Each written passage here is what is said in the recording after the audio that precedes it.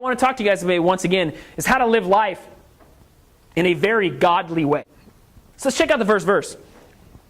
It says this: hatred stirs up strife, but love covers all offenses. In other words, this: don't run your mouth. Does anybody here enjoy, I'll just flat out say it, do you enjoy gossip? Raise your hand. Most girls, it's okay, girls, you raise your hand. Mostly this is an issue with girls, but not always. Eddie really likes gossip, right, Eddie? But it's something that's... Yes, it does. Yeah, girls, you know you like Teen Beat or what else is...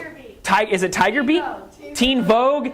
Yeah, you know, you read them. Why do we read them? Well, I don't read them, but why do you read them? Because you want to know what's going on. You want to know what's happening in other people's lives. But sometimes those things aren't always accurate, right? Because accurate stories don't always sell magazines.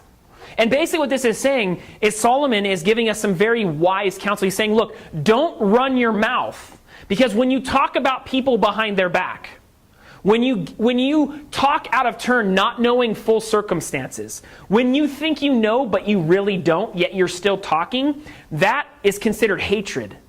Because you are filling in the gaps with what you believe to be true. And Solomon's saying, hatred, all it does is create problems.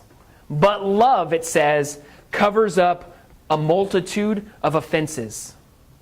One version I read says that love covers all things. And so I want you guys to think about that. That gossiping may seem fun or informative, or it may be a part of who we are. Judgmentalism might seem necessary at times, or because it makes us feel better about ourselves, but that doesn't make it right. In fact, it's a form of hatred because we are causing pain and anguish and things not of God and projecting them on other people. And we're basically stirring up strife. In other words, we're stirring up bad feelings, we're stirring up other people's anger, and basically not allowing them to grow deeper in their relationship with God, or yours either. But, he says, love covers up all things. You see, when I love someone, when I can value them as an individual, whether they're different from me or not, it will cover up even my sins or their sins, not from never existing. That's not what he's saying. But what he's saying is, when I love someone greater than I love myself, what births out of that is a respect and a more godliness or Christ-likeness, which is essentially what Christianity has called us to be. So the next time you're in a situation where gossip is happening, or when you feel like judging someone because you don't think they're as good as you, or whether you're looking at someone and you're kind of giving them the stink eye because they're not quite as cool as you or whatever, I want you to remember this verse. Proverbs chapter 10, verse 12, is that what basically I'm doing is I'm stirring up hatred and anger. But if I love that individual, it will cover up all things. Check out the next verse. Count on this: the wicked won't get off scot-free, and God's loyal people will triumph. Proverbs 11:21. The reason why I want you guys to know this is this, and it's very simple wisdom from a man who's been through a lot. He's saying this: I've seen a lot of people who don't believe in God, or who are angry, or who are actually in contradiction to God, and I've seen them prosper. Does anybody know these kind of people? Where they're not Christians, they don't believe in God, in fact, they make fun of God, and yet everything seems to be going their way. Everyone raise your hand if you know someone like that. And how many people does it make you so angry? It makes me angry. Because I'm watching these people who don't believe in God, or who are making fun of God, and they're getting everything they've ever dreamed of. Money, power, maybe the boyfriend or girlfriend they've always wanted, maybe they married who they wanted to. And you're like, why do they get everything they've wanted? But me, as a Christian, I'm trying to be as good as I can. I always seem to be falling short of my goals. And Solomon's saying, I don't want you to think like that. God is saying, don't think that people who are contrary to me, God, will get away with it. Eventually, those things will catch up to them. They will not get off scot-free, he says. In fact, not only will be punished and caught, but those who do the things of God will end up as the victor. Isn't that reassuring?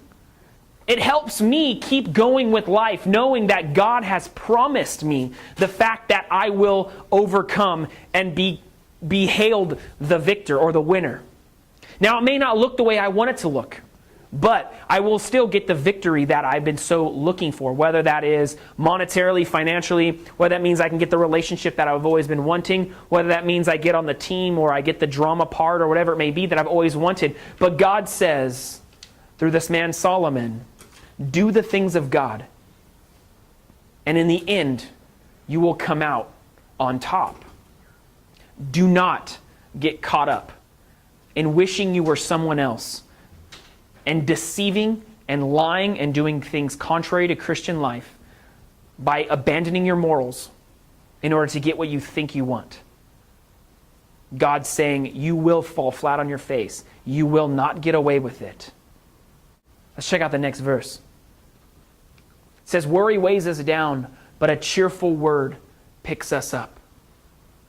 Now, I'm telling you all these things, and some of these things may not seem like they're going together, but what I want to underline is this basic idea. These things are how to live life. To love all people, to not gossip about them, is a way of life for Christians, or it should be. To be doing the things of God always, and not compromising and cheating, lying, stealing in order to get what you want. This is a way of life, or it should be for most Christians or all Christians. This one here, it's saying, worry weighs us down. How many people have ever been stressed before? Stressed about a relationship, stressed about school, stressed about a deadline, stressed about a test that you might have to take. A couple weeks ago, Ian was really stressed out about his third degree brown belt. It's the next one up, right? It's the one right before your black belt. And he came to me and said, man, can you pray for me? Because I'm really nervous about these things. I have to do, 1,000 push-ups, and I got to run a mile in like 2 minutes, and I got to do all this crazy stuff. And he was nervous. And stress happens. But what I did, not because I'm great, but because I know what he's feeling, is I came through and I gave him a word of encouragement. You see, God has commanded us that worry weighs us down, but words of encouragement, words of cheerfulness will pick you up. In other words, this is that when someone around you is struggling, it is a Christian's job or duty or calling to give them an encouraging word. How to live life? How to live life the way God wants you to is by encouraging people. Not telling them that they can't do it, even though it seems impossible. Not talking down to them because you think you're better. Not judging them or gossiping about them. And not manipulating, lying, or stealing in order to get what you want out of them. But simply giving them an encouraging word by allowing them the confidence to be built in them. God is basically telling us, you want to live a life that's most like Christ? Build people up. Don't tear them down. That's what this verse is saying. Here's our last one. I want you guys to check it out. How to live life the way that God wants you to. There's a way of life that looks harmless enough, but look again, it leads straight to hell. Sure, those people appear to be having a good time, but all that laughter will end in heartbreak. There's a lot of people that you may look up to that seem to be having a perfect life. There's a lot of people that may be around you, peers, friends, neighbors, that seem to have it all put together. That you just wish you could have a taste of how great their life is. Has anybody ever envied something someone else has or who someone else is? I know I have. When I was in high school, I wished I was cooler. I wished I was skinnier. I wished that people liked me more. I wished that I could actually make it onto the baseball team. I wish that I was good at other sports. I wish that I was a lot of things. I wanted to be like that. The grass was always greener on the other side. I wanted to be like this individual. If I can only be like that person and be super cool, people would like me and not make fun of me. If I can only be as dishonest and just, kind of get by with cheating or whatever, I could be smarter and be able to get the grades I want or to go to the school I want to or whatever it may be. And what God is saying through this man Solomon is saying their life on the outside may look really nice and really shiny and really perfect, but he's saying, I promise you, if they are not of God, if they are manipulating and gossiping, judging, stealing, contrary to God, they are miserable inside.